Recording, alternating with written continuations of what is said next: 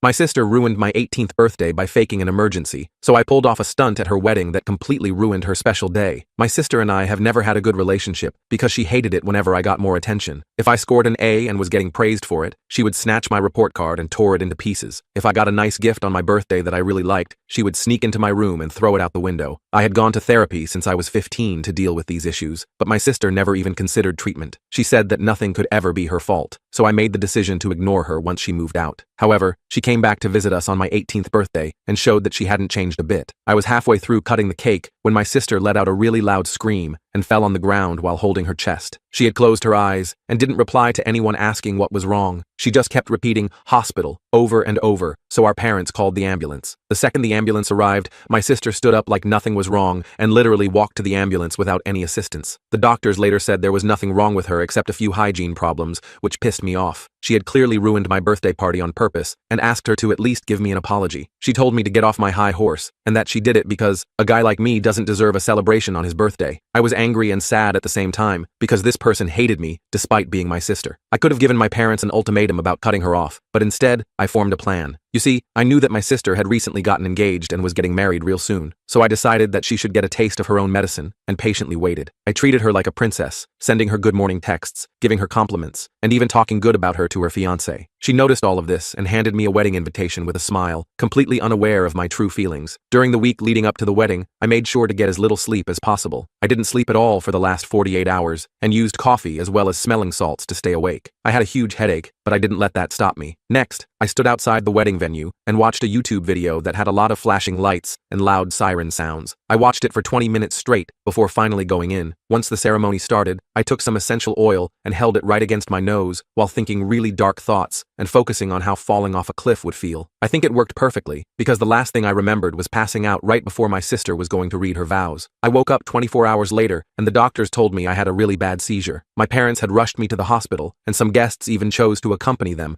rather than stay at the wedding. My sister did get married eventually, but the ceremony was halted for at least 30 minutes, and even after it was over, everyone kept asking if I was okay. I know all of this because my phone had around 70 messages from her, cursing me out and calling me the devil for ruining her special day. She said I should have held my seizure in for the sake of her happiness. Not once did she ask about my health or if I needed help. Now I'm planning on showing these texts to her new husband.